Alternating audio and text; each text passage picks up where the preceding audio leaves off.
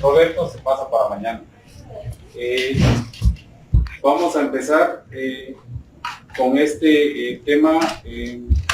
Digamos, como ustedes saben, el tema de la desaparición forzada es un problema estructural por el cual está atravesando nuestro país, que junto a otro tipo de violencias como el desplazamiento forzado, los asesinatos extrajudiciales o los asesinatos que se han dado, o los homicidios, feminicidios en nuestro país, las cifras son altamente graves.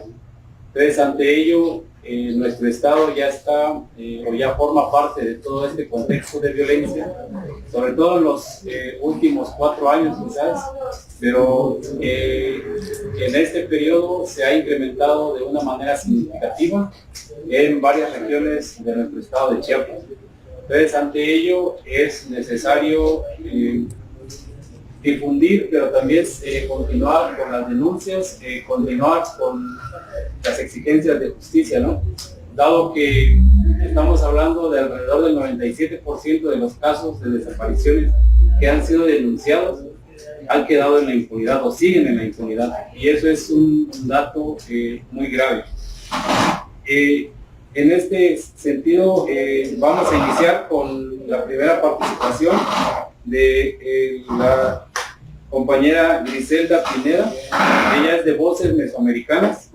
Ella es licenciada en Derecho y maestrante en Derechos Humanos por parte, bueno, estudia en la Universidad de Autónoma de Chiapas y ha trabajado acompañando a las familias de desaparecidos, familiares de migrantes desaparecidos en Chiapas desde hace 7 años.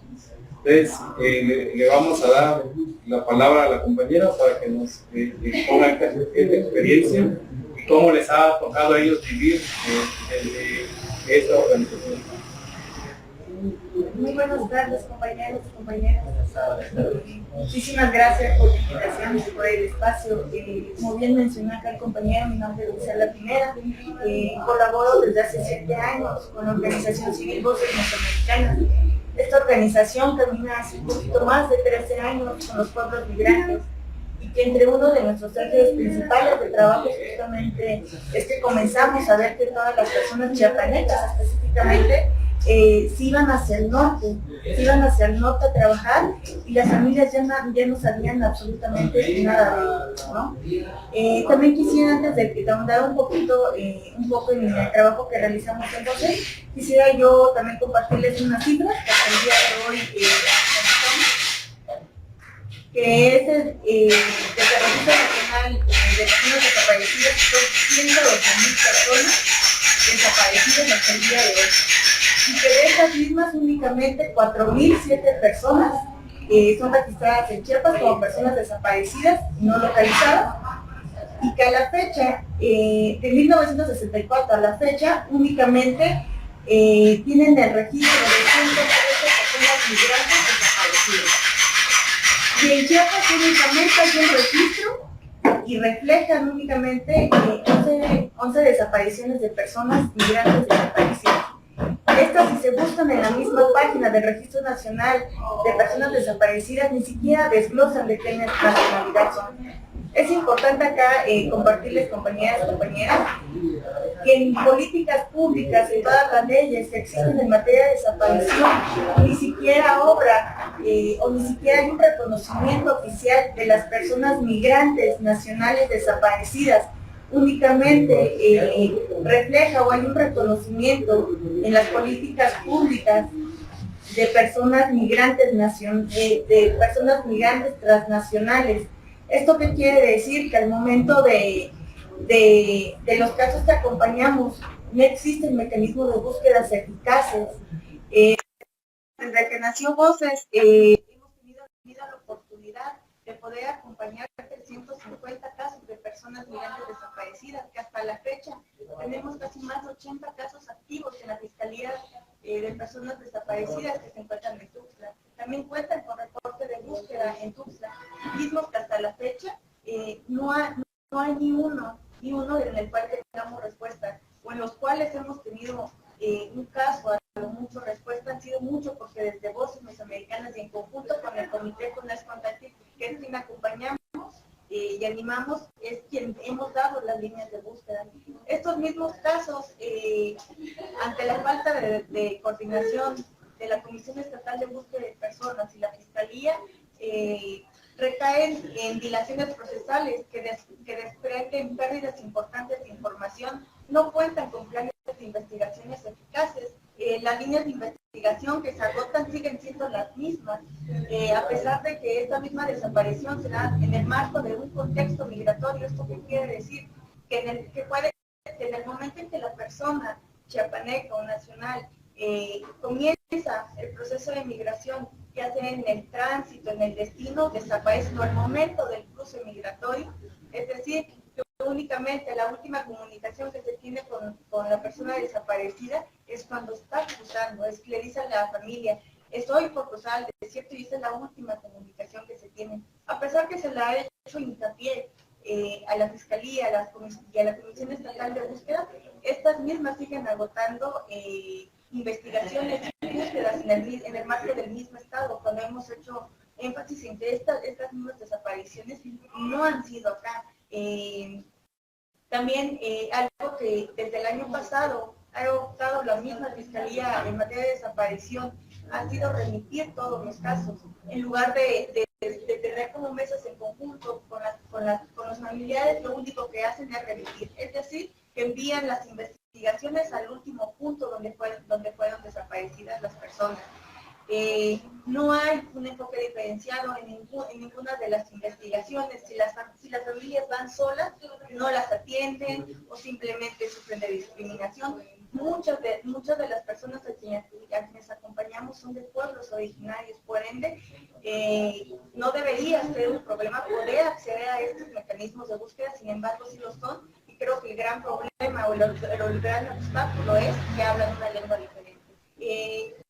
Pues la falta de coordinación también encargada de la búsqueda e investigación, que hasta la fecha sigue siendo un gran problema. La Fiscalía no se coordina con la Comisión Estatal de Búsqueda y viceversa, ¿no? Lo que ha hecho dilaciones procesales bastante grandes. Ante ello, ante la omisión del mismo Estado, nuestra apuesta política ha sido los procesos organizativos, y entre estos procesos organizativos es cuando nació el Comité CONASH Contacti, que es un comité de familiares de personas migrantes desaparecidas, buscando a sus familiares desaparecidos. Este mismo comité nace a partir del 2009, a partir de que comenzamos a ver toda esta problemática, que las personas, sus familias se iban y ya nunca salían de sus familiares. Vimos la necesidad, empezamos a platicar con las mismas familias y se ve la necesidad de podernos organizar, porque aquí en el Estado decían, no hay desaparecidos. No hay desaparecidos y mucho menos que eran personas migrantes, ¿verdad? Ante esto, nos comenzamos a reunir, no únicamente para ver qué estaba pasando con las personas desaparecidas, sino qué impactos estaban teniendo los familiares, ¿verdad? Cuando una persona desaparece en la casa, en la sociedad, como estos mismos impactos de cómo trastocan esta desaparición en cada una de las familias, que una vez que falta un familiar, pues ya jamás vuelve a ser lo mismo. Comenzamos a ver también desde la perspectiva de cómo sanar el cuerpo, el corazón, la mente, mucho desde las cosmovisiones de los pueblos originarios, ¿no? Que nosotros sabemos que un eje principal es la espiritualidad. Partimos que ante la falta de acceso a la justicia es sumamente importante volver a construir otras formas de justicia, que otras formas de justicia son posibles, y que el mismo Comité CONASH, que quienes conforman son familiares de personas desaparecidas en todo el Estado, es la misma expresión viva que responden de vivir a ser víctimas, a ser sujetos de sus propios derechos. También en este mismo sentido, ante la nula respuesta también del Estado, también vimos la necesidad que también Chiapas vivía una gran crisis forense, ¿no? Entonces, entre el equipo argentino, la antropología forense, la Comisión Estatal de Derechos Humanos, Voces Mesoamericanas y el Comité CONASH, dijimos, nos fuimos a las comunidades a preguntar qué era lo que estaba pasando en los territorios, ¿no? ¿Qué era lo que estaba pasando en los territorios? también en conjunto con el condado de Pima, Arizona, nos decían que había muchos restos sin identificar, ¿no? Entonces nos fuimos a caminar a las comunidades, nos fuimos a preguntar qué era lo que estaba pasando allá. Hicimos un sondeo no gubernamental y en este primer sondeo no gubernamental salieron cerca de 156 casos de personas migrantes desaparecidas, las cuales muchas de ellas empezamos con un proceso y empezamos a construir un banco de datos forense de personas migrantes no localizadas de Chiapas. Este mismo, su objetivo como tal es justamente la identificación, ¿no? La identificación entre restos no identificados con los condados de Arizona, que es un cruce específico, ¿no? En el cual hay un alto índice donde cruzan muchas personas migrantes desaparecidas. Hasta la fecha tenemos ingresados a más de 97 familias de diversos municipios acá de Chiapas, de los cuales han sido identificados 17 personas, desafortunadamente han sido familias. Respecto a todo el tema de acceso a la reparación integral, de entrada podríamos comenzar a ver que todas las políticas han sido en un sentido regresivo, ¿no? Ya que el presupuesto de la CEA siempre es mucho más reducido año con año como demás instituciones, ¿no?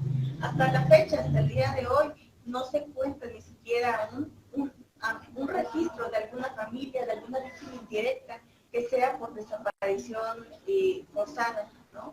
Nosotros hemos querido inscribir a las personas, hemos querido que comiencen todo este proceso de reparación integral.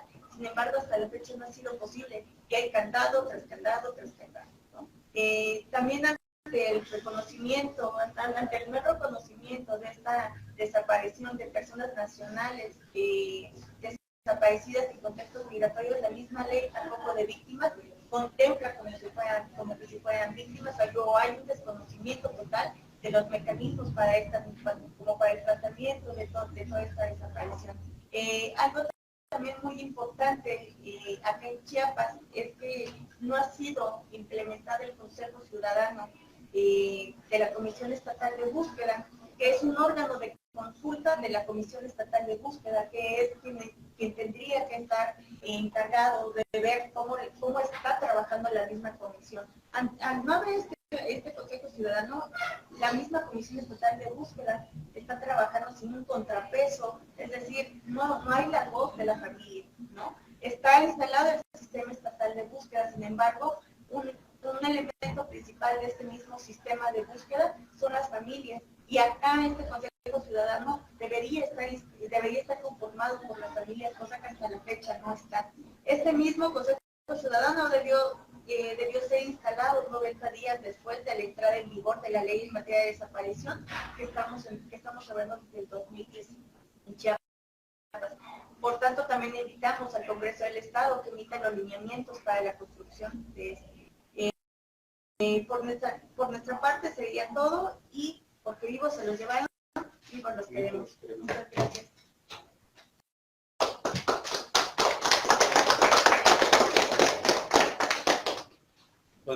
Bueno, sí, muchas gracias a la compañera Griselda, que nos comparte esta experiencia en los procesos que ellos están llevando como voces mesoamericanas, y vamos a dar paso a la presentación del compañero Isaín Mandujano. Él nació y creció en Chiapas, lleva 28 años haciendo periodismo, ha cubierto todos los movimientos, tanto políticos, estudiantiles, campesinos, desde 1994 hasta la fecha, y ha tratado de documentarlos, ¿no? Desde su trabajo periodístico. Es corresponsal de la revista Proceso en Chiapas, editor del portal chiapasparalelo.com, y uno de los temas que ha cubierto es la desaparición forzada, y el tema en el que él nos va a compartir esta experiencia es el quehacer periodístico en Chiapas, la documentación en casos de desaparición forzada. Entonces le damos la palabra al compañero. Gracias, muchas gracias. Gracias aquí también a la compañera de Voces, gracias al Frente Nacional de Lucha por el Socialismo, Gracias a Roberto Mendoza que me hizo extensiva esta invitación. Me da mucho gusto estar aquí con ustedes, de verdad agradezco el que me hayan considerado. ¿Qué les puedo decir? Miren, yo les voy a hablar de una cuestión primero. Primero, cómo también a los periodistas nos ha impactado esto de las desapariciones forzadas, y luego también cómo a nosotros nos ha impactado también la cobertura de las desapariciones forzadas. En un primer término, yo quiero hablar de que del 2000 a la fecha tenemos una lista, del 2000 a la fecha, es decir, estamos haciendo un conteo de los gobiernos, de cuando cae el sistema partidista de PRI en el poder y llega Vicente Fox Quesada en el año 2000, aquí a la fecha, han habido 157 colegas asesinados. Artículo 19, que es un organismo con el cual yo colaboro también, y es el que lleva el conteo más preciso, y del 2000 a la fecha hay 57 colegas asesinados, es decir, 57 periodistas que han sido asesinados. 145 de ellos son hombres, 12 son mujeres, 12 colegas. En los sexenios más terribles, bueno, han sido el de Enrique Peña Nieto. El de Enrique Peña Nieto ha sido el de los más letales, y el de Andrés Manuel López Obrador, al ritmo que va, pareciera que puede superar al de Enrique Peña Nieto. Pero después, hablando de Vicente Fox, de Calderón, de Peña Nieto y de López Obrador, hasta ahorita la cifra récord de asesinatos de periodistas lo lleva Peña Nieto. Ojo, pero como va la cifra, podría superarlo el gobierno de Andrés Manuel como el sexenio más letal, más peligroso para la prensa mexicana. Entonces, siempre hablamos de los periodistas asesinados, pero muchas veces no hablamos de otra cifra, la cifra de los colegas desaparecidos, ¿ya? Es decir, ahí tenemos ahorita, y en la cifra de colegas, de periodistas, de comunicadores asesinados, Chiapas había estado exento, es decir, no tenemos registro de periodistas asesinados, al menos del periodo del 2000 a la fecha. Sin embargo, en septiembre del 2018, 21 de septiembre de 2018, para ser precisos, asesinaron a un amigo mío. Yo quería mucho y estimaba mucho a Mario Leonel Gómez Sánchez. Mario Leonel Gómez Sánchez fue asesinado y ya jaló en la puerta de su casa. Mario Leonel Gómez Sánchez fue asesinado ahí por grupos políticos locales que lo mandaron a ejecutar. Si bien los asesinos materiales están en la cárcel, el autor intelectual, a todas luces, la fiscalía, las autoridades han pretendido ocultarlo, han pretendido dejarlo en la impunidad. Solamente van contra los autores materiales y nunca indagan quién fue el autor intelectual de ese crimen. Cuando en ese pueblo la familia sabe quién mandó a matar a Mario Leonel Gómez, ¿no? Que era un amigo colega que yo le tenía mucha estima. El otro caso fue el de octubre del 2021, cuando aquí en San Cristóbal de las Casas fue asesinado también frente a su domicilio el periodista Freddy López Arévalo. Freddy López Arévalo fue asesinado acá también. Fue un crimen que también causó mucho escándalo, porque fue aquí a plena luz del día prácticamente, ¿no? Realmente igual que el de Mario, y al menos en el de Mario hay videos donde se ven los sicarios, no pudieron evitar ser identificados, porque en el caso de Mario hay videos donde se ve que llegan los tipos en motocicleta y le disparan frente a su domicilio, y se ve que cae el colega periodista, ¿no? Hay una persona que no sé si yo le pueda llamar, bueno, ahorita estoy hablando de periodistas asesinados. Ahora vamos a hablar de que nosotros como Chiapas ya casi estamos pagando la cuota de sangre por ejercer la libertad de prensa y por hacer efectivo el ejercicio de la libertad de expresión y por hacer ese trabajo periodístico. Ahora vamos a tenemos ya dos compañeros, ahora vamos a las cifras de colegas que han sido desaparecidos. Muchas veces hablamos de los colegas asesinados, pero pocas veces hablamos de los desaparecidos. Del 2000 a la fecha, tenemos 30 colegas desaparecidos, 30 comunicadores desaparecidos. De estos colegas, el caso más remoto que se tiene documentado es el de Jesús Mejía Lechuga, de Veracruz, el 10 de julio del 2003, el de Leo Degario Aguilera en Guerrero, pero yo recuerdo muy bien, estos casos no lo recuerdo tanto, no me impactó tanto, pero el caso que sí me impactó es el de Alfredo Jiménez Mota, desaparecido en Sonora, el imparcial de Sonora, el 2 de abril de 2005. A mí en lo particular sí me impactó porque había conocido a Alfredo, y ahí me di cuenta de que no solamente era el matar a los periodistas, sino también era el desaparecerlos.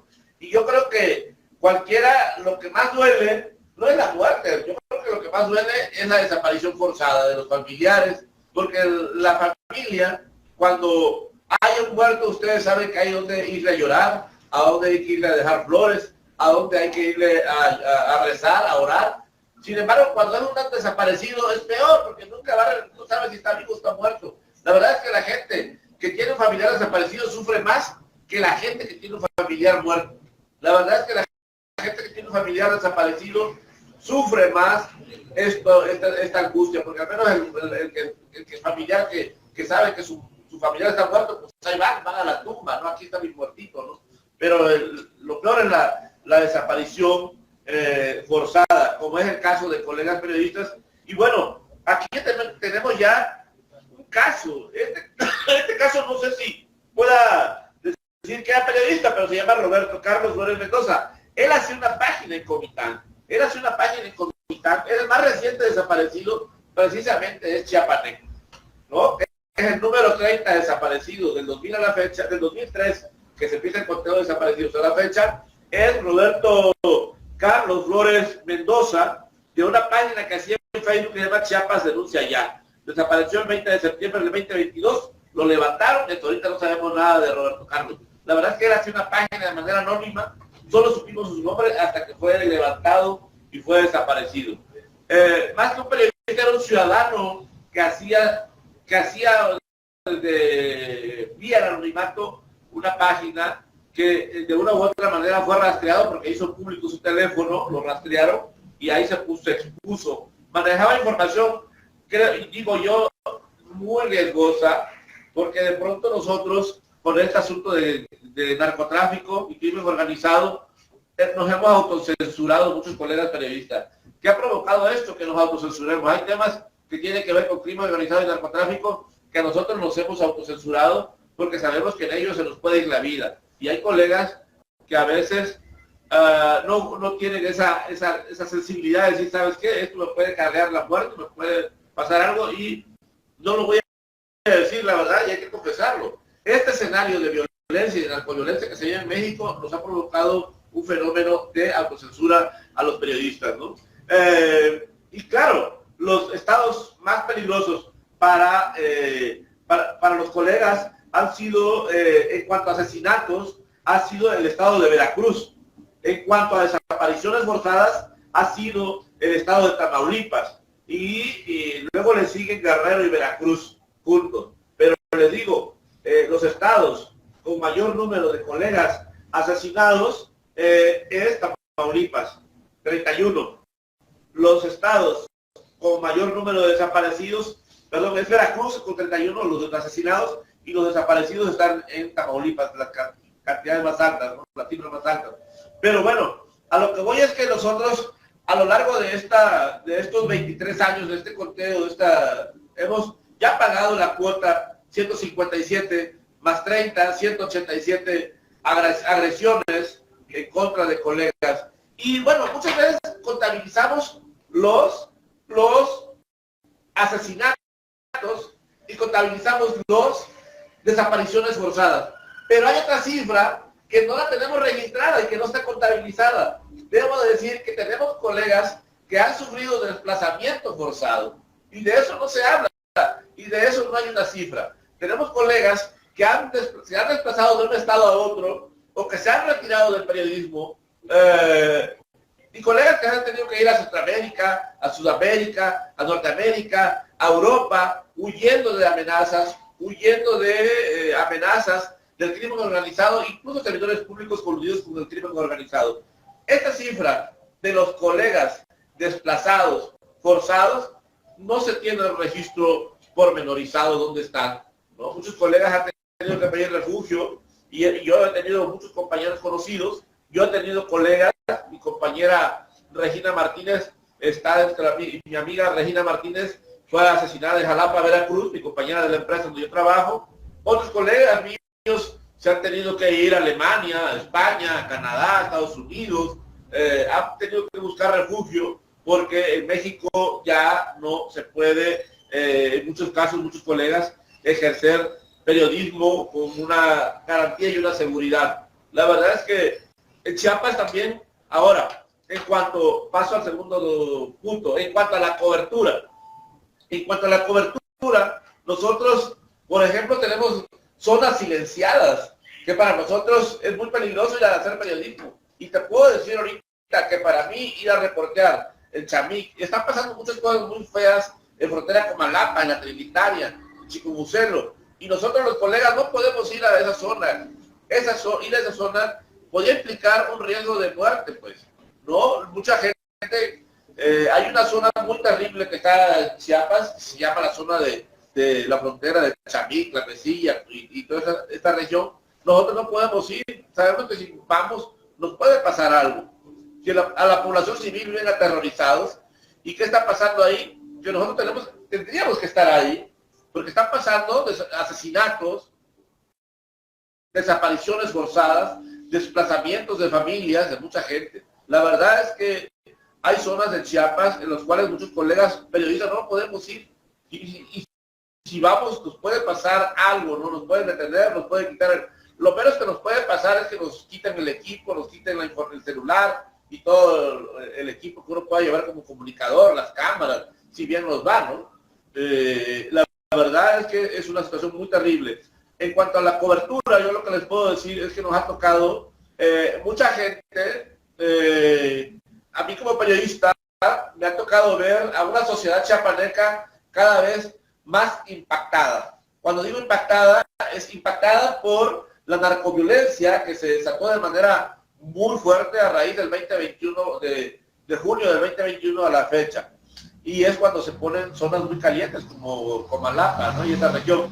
Pero además de eso, nos ha pegado en Cintalapa, Jiquipila, Ocosocuautla, Tuxtla Gutiérrez y otros municipios de la sierra como Amatenango de la Frontera, Mazapa de Madero, Motocintla, Comitán, San Cristóbal de las Casas. Nos ha impactado la violencia del crimen organizado, donde el Estado ha sido omiso. Y entonces hemos empezado a contabilizar cada vez más muertos. Yo de hecho hoy iba a hacer una nota sobre la comunidad de El Ejido, Sinaloa, municipio de frontera Comalapa, donde han desaparecido al menos 9 personas, han sido levantadas y han sido desaparecidas. Uno de ellos era el comisariado ejidal, y lo levantaron, desapareció, y su familia tuvo que exigía justicia, se tuvo que ir de su frontera Comalapa y se tuvo que ir de Chiapas. Recientemente, el 27 de abril, fueron levantados, él era comisariado ejidal, imagínate, fue levantado el agente municipal y 2 de sus hijos, fueron levantados en esa comunidad. Y la gente no denuncia porque tiene miedo a que también, o sea, denunciar incluso puede costarles la vida. O sea, ya ni exigir justicia es seguro, ¿no? Y la gente vive atemorizada y la gente se tiene que ir. Ya no denuncia, ¿saben? Y se van, porque si denuncian, siguen ellos, ¿no? Porque de pronto hay una colusión entre los delincuentes y la policía. Tarda más en ir a denunciar a la policía que la policía en informar a los delincuentes y ya van por ti, ¿no? Y realmente es una situación bastante complicada, las desapariciones forzadas en Chiapas. La gente ahora en Tuxtla y en San Cristóbal y en la costa y en otras regiones de Chiapas están impactados porque ahora ya vemos espectaculares en las calles, ya vemos espectaculares impresionantes ahí donde dicen se busca, ¿no? Un familiar, un desaparecido. Ya vemos puentes, en los puentes vemos lonas que cuelgan, ya vemos a la gente marchando, ya vemos a la gente protestando, agarrando las calles, agarrando las carreteras, agarrando las oficinas públicas y llegando a la fiscalía y exigiendo justicia. Mujeres, hombres, niños, las desapariciones son parejas, no respetan edades ni condiciones sociales, si son ricos o pobres, desaparecen por igual, ¿no? Y realmente es una situación muy violenta lo que está pasando en Chiapas, y que nosotros como periodistas tenemos que documentarlo y tenemos que registrarlo. Pero de pronto, por ejemplo, yo quiero hacer la nota de Sinaloa y la gente no quiere, dice, no quiero hablarlo, tienen miedo. Y si manejan esta información, por favor no menciones mi nombre, ¿no? O sea, uno como periodista de pronto también necesita dar una fuente, ¿no? Nos piden nuestros editores, nuestros jefes, oye, ¿quién te dijo esto? Una fuente. Pero a veces la gente no quiere hablar, tiene miedo. Hay autocensura, no solamente en los periodistas, sino también en la sociedad civil. Se está autocensurando, porque ya no quieren hablar, tienen miedo de seguir ellos, ¿no? También nosotros tenemos esa situación, y cuando la gente que habla, ¿no? Y las pocas personas que hablan de sus desaparecidos están traumatizados. La verdad es que en la desaparición forzada provoca no solamente una víctima en el desaparecido o desaparecida, sino también a los familiares son víctimas. Ustedes vieran a las personas, familiares víctimas desaparecidos o desaparecidas, lloran, están trastornadas emocional y psicológicamente, porque el tener a un familiar desaparecido sí te provoca un trauma psicológico muy fuerte, y las mujeres lloran, las mujeres tiemblan, hay un impacto emocional y psicológico que a veces uno como periodista se da cuenta, ¿no? Y a mí me ha pasado que cuando yo entrevisto personas, termino uno llorando con ellos, ¿no? Y de pronto también, ya no solamente ellas, hasta uno termina teniendo necesidad de atención psicológica, porque la verdad, sí, a nosotros como colegas hemos trabajado también esa parte de que reconocemos y sabemos que también tenemos que estar bajo terapia psicológica. ¿Por qué? Por cubrir la violencia también nos provoca un impacto emocional y psicológico. A mí me ha tocado muchas veces que me he puesto a llorar con mujeres, hijos, padres, porque de pronto no puedes ser ajeno a la violencia. De pronto no puedes sustraerte y decir, ay, lo voy a cubrir de manera imparcial, subjetiva, fría, la nota. No, te involucras y terminas llorando con ellos. Y me ha pasado, la verdad me ha pasado llorar y corta la entrevista porque ya no puedes seguir escuchándolo, porque además, esta empatía que logras te quiebra, ¿no? Realmente la violencia de las desapariciones forzadas es grave en Chiapas, y en lo que nosotros seguramente estamos aquí platicando de una desaparición, seguramente en algún lugar de Chiapas está desapareciendo a alguien, ¿no? Y es terrible, pero y la gente, yo platicaba con un amigo vía Facebook, y él me dijo, no estoy en Chiapas, mi hermano lo desaparecieron, y aquí están estos otros desaparecidos, pero nadie ha querido exigir justicia, porque también nos van a desaparecer. Y si hacen la nota, ni me menciones, ¿no? Porque tienen miedo hasta eso, ¿no? Y dice, estaba ahí, identifican quién es el delincuente de la comunidad, y ahí está una guarnición del ejército mexicano a 3 cuadras de donde levantaron a los últimos 3 desaparecidos en la comunidad de Sinaloa, y no lo vieron los militares, ¿no? Casualmente no los vieron a los 3 desaparecidos. Y es terrible porque las cifras se están incrementando. Y la verdad es que afortunadamente hay una red que se llama esta cosa de ¿cómo se llama? El comité. Del Comité Junas Jutatí. Yo creo que es el primer comité de Chiapas que conozco de madres, padres, hijos de desaparecidos. Estuvimos aquí en el Museo Tatí hace como un mes escuchando a las mamás, a los papás, a las hermanas, a los hijos, y la verdad es que es una situación muy grave. Se están articulando ya en Chiapas, pero todavía hay mucha dispersión en esto, ¿no? Yo creo que sí hace falta un poco ir recogiendo y documentando, porque el Estado mismo niega estas cifras, el Estado mismo niega esta realidad, ¿no? Porque después de todo, el responsable de todas estas desapariciones forzadas es el Estado. De manera directa o indirecta, el Estado mexicano, el gobierno a sus tres niveles, y hablo del presidente, del gobernador y de los alcaldes, ser los responsables de estas desapariciones. ¿Por qué?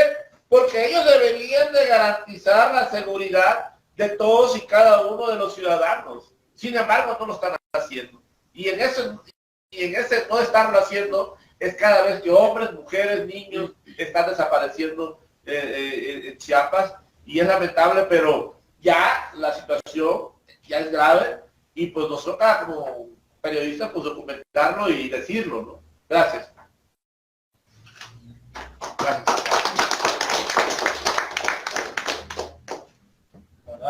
Hablar de este tema es algo bastante complicado, doloroso, complejo y peligroso y todo lo que se pueda, ¿no? Claro. Pero a veces cuando nos ponemos a dimensionar en términos de las cifras oficiales, ya mencionaba la compañera 111,000, actualmente los registros oficiales, nos damos cuenta que si multiplicamos esa cifra por 5 integrantes de cada familia, estamos hablando de una afectación directa de más de 500,000 de personas, ¿no?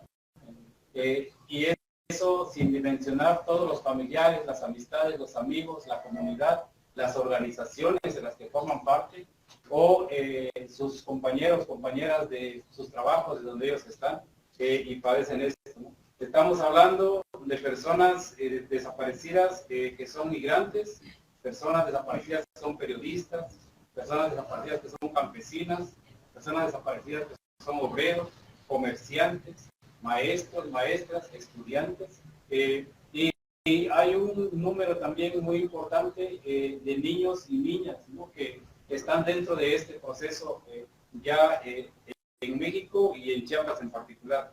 Entonces, aquí hay un entramado, como bien ya apuntó nuestro compañero Isaí, dado las definiciones de desaparición forzada que se dan desde la Organización de las Naciones Unidas y desde la propia Comisión Nacional de Búsqueda, hay ciertas ambigüedades en torno a quién se considera como desaparecido, o en este concepto de desaparición forzada, y se manejan otras categorías que tienen implicaciones jurídicas, y como bien ya lo explicaba la compañera Liselda, es para de alguna manera quitar la responsabilidad al Estado mexicano en torno a lo que ya comentaba también el compañero Isaí, que es el responsable de velar por la seguridad de sus ciudadanos, y entre ellos es todo el pueblo de México. Entonces, aquí está este entramado del Estado, pero también estamos entramados con el mercado.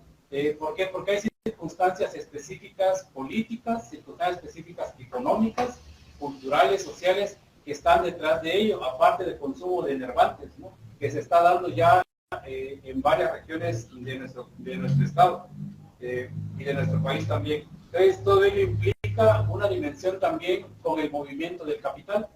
O sea, cómo el capital ha llegado ya hasta nuestras vidas cotidianas. Toda esta cuestión está mezclada con la necropolítica, ¿no? Cómo la muerte se convierte en un negocio para el capital, cómo las desapariciones forzadas se convierte en un negocio para el capital, y los lleva a una dimensión más allá de la vida, ¿no?, de cobrar una renta por estos procesos. Entonces, no podemos dejar de lado también ello. Bueno, abrimos la participación. Si tienen algunas preguntas, dudas o comentarios de quienes están presentes, lo pueden realizar. Si alguien gusta preguntarle algo aquí a la compañera Griselda, al compañero Isaí, adelante. Comentar, ¿verdad? Intentar agradecer la presencia de los compañeros. Yo creo que es importante todo lo que nos han comentado, son parte del contexto que ocurre aquí en Chiapas, y tienen documentación, tienen casos, conocen los casos, y finalmente yo creo que es importante escuchar y necesario también el hecho de que los casos a nivel del estado de Chiapas pocos son también conocidos. Entonces, en ese sentido, a pesar de que no tenemos la tribuna, ¿verdad?, a nivel en grandes auditorios como lo que suele suceder cuando es un tema de importancia del poder político económico a nivel estatal o a nivel local, estatal o nacional, son temas que finalmente empiezan a discutirse en los estados del sur del país, principalmente porque los casos de desaparición forzada, considerado como un crimen de lesa humanidad o una grave violación a los derechos humanos, van en aumento, ¿verdad? No han sido los únicos casos que han ocurrido en esta administración, sino también viene un proceso largo, pero que poco se ha hablado de ello precisamente porque la magnitud no ha sido la misma que se ha cometido, que se comete en los estados del norte, ¿verdad?, del país, en los gobiernos anteriores. Entonces, es importante conocer la situación de los estados del norte y conocer la propia situación de nuestro estado, Chiapas en particular, pues, porque en los estados del norte, como bien dicen, hay un sinnúmero de comités de familiares de víctimas de desaparición forzada, madres buscadoras. Bueno, Chiapas, si es cierto, es el único comité, creo que conocemos de familiares víctimas de desaparición forzada, es el comité FUNASH Otantic, lo que significa solo corazón, ¿verdad? Es el único comité que conocemos a nivel estatal. ¿Qué pasará de ahora en adelante, en tanto que los casos de desaparición forzada van en aumento? Seguramente va a ser una necesidad. Bueno, es cierto. Bueno, ¿quiénes son los responsables? El periodista Isaí, compañero, ya comentaba quiénes finalmente son los responsables. El Estado, sí. ¿Quiénes son entonces los perpetradores? Muchas veces ahí es la dificultad de identificar quiénes son, qué relación tienen. Muy probablemente la relación con los perpetradores y el propio Estado. Porque, bueno, el contexto del norte del país puede también dejarnos enseñanzas, ¿verdad? Aprendizaje. El propio periodista Mastro Giovanni, en el libro de Ni vivos ni muertos, me parece, que recorre precisamente en un estudio para los casos de migración, encuentra en ese proceso de investigación casos de desaparición forzada, crimen, y dedica una buena parte de esa investigación a esclarecer, a profundizar en ello, y concluye: donde hay casos de desaparición forzada, donde se multiplican esos casos, es porque hay un interés político y económico muy fuerte detrás de ellos. Según las entrevistas que realizó a algunos personajes de las empresas que pidieron, por supuesto, el anonimato, ¿verdad? Pero finalmente, ¿quiénes están detrás de ellos?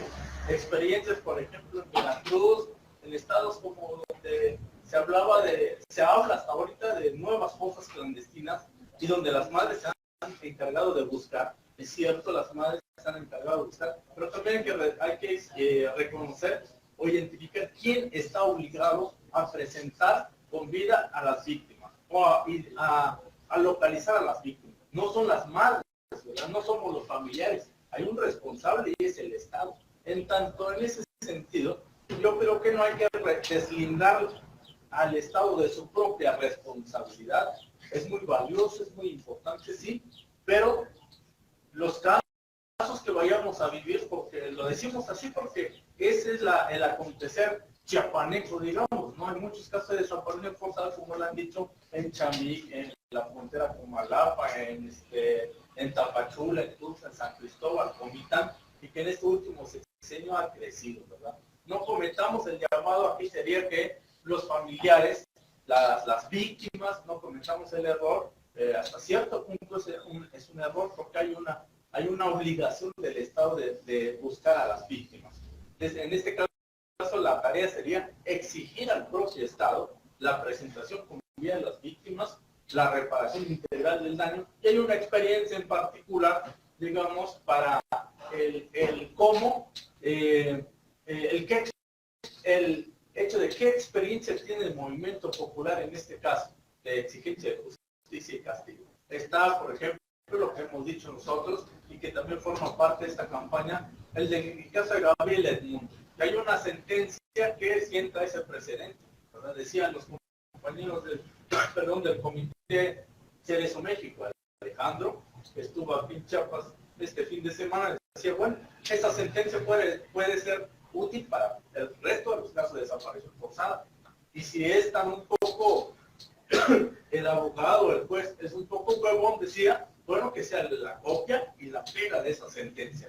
Pero una sentencia que sí sienta el presidente porque reconoce el derecho a la víctima, el derecho a ser buscados bajo la presunción de vida, pero también la reparación integral del daño que tendría que conllevar el forzar a las autoridades a sentarse, ¿verdad? Que es lo que la compañera exponía, la dificultad que hay de las familias en la exigencia de búsqueda de justicia. ¿Por qué? Porque una cosa hace la Fiscalía General del Estado, otra cosa hace la Comisión Estatal de Búsqueda de Chiapas, otra cosa es la propia Comisión Ejecutiva de Atención a Víctimas, y hay siempre la falta de coordinación que en el proceso de investigación, en el proceso de búsqueda, lo que observamos o lo que nos encontramos es la dilación.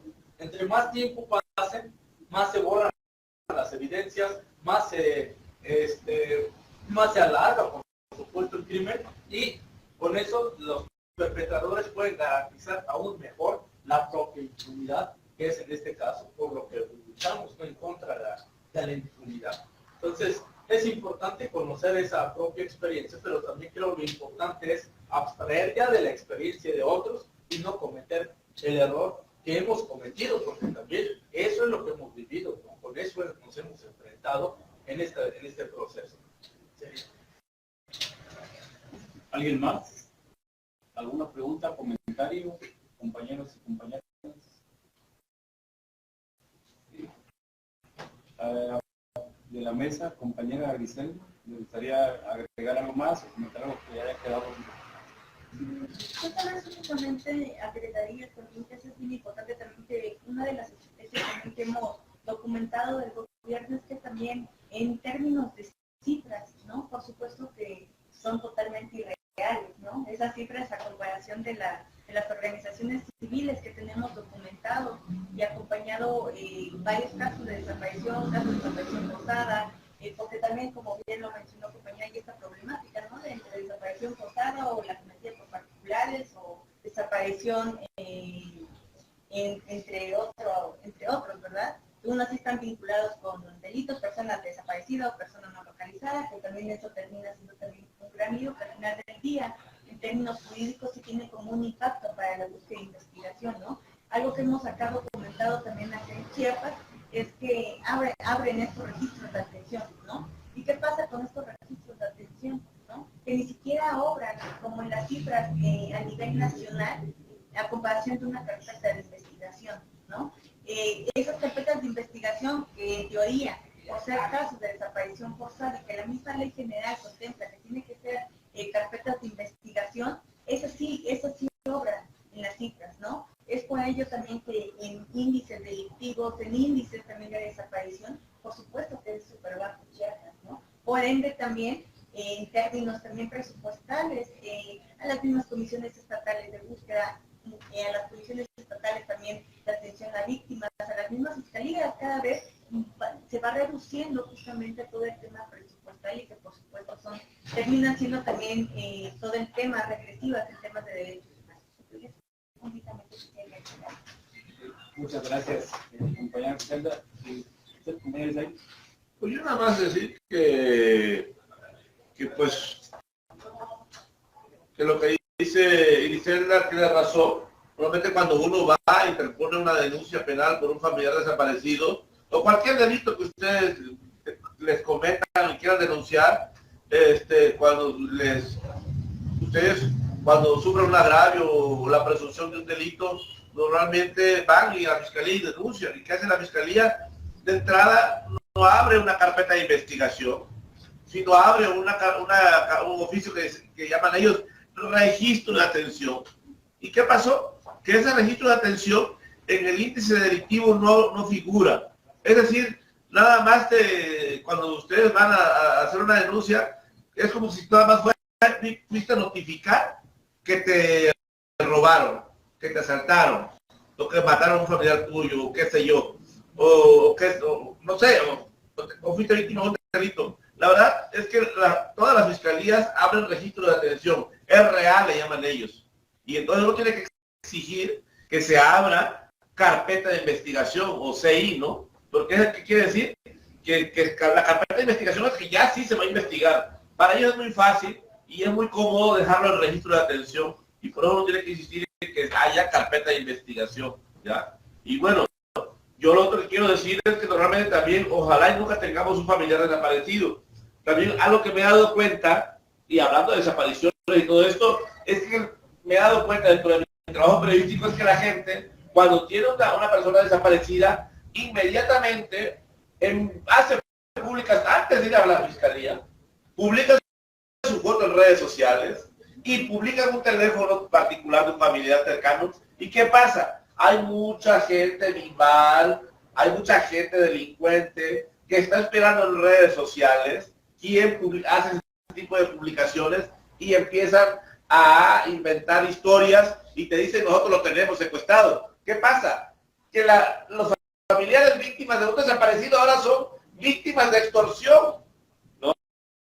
Y están, o sea, además de que sufriste una desaparición forzada o un familiar desaparecido, sufres víctima de extorsión. ¿Qué pasa? Uno mismo se expone al ofrecer información pública, personal, privada, y te empiezan a recibir llamadas falsas de nosotros lo tenemos, nosotros lo secuestramos, yo sé dónde está y te voy y dame tanto dinero. ¿Saben qué? Hay que tener cuidado. Si conocen a algún familiar, alguna víctima, y tampoco esperen 24 horas o 48 horas, no, inmediatamente hay que ir y exigir y estar ahí en la puerta de la fiscalía y dormir ahí si es necesario y hacer una huelga, pero tiene que tomar inmediatamente ya la denuncia. Y ojo, exigir una emisión de una ficha de búsqueda oficial, y es la que se debe de emitir, porque de lo contrario les van a empezar a caer llamadas falsas donde los van a extorsionar. A mí me habla la gente y me dice, oye, públicame este desaparecido. Sí, pero si publico un teléfono, te van a caer 10, 15, 20 llamadas falsas. Porque hay gente así, hay gente mala onda, hay gente delincuentes que están esperando a ver quién publica algo para empezar a hacerte llamadas y a ver si hacen dinero de eso, ¿no? Y aguas, por eso les digo, hay que tener cuidado en esto, ¿no? Y bueno, no sé, ya no quisiera abundar más y decirte gracias. Bueno, también de nuestra parte agradecemos la presencia y que hayan compartido la experiencia la compañera Griselda Pineda y el compañero Sigmund Dujano. Muchísimas gracias, y gracias también a quienes nos han facilitado este espacio, a Guapaní Espacio Cultural. Muchísimas gracias, y el día de mañana se continúa también con la otra actividad agendada. Muchas gracias a todos por su presencia. Gracias.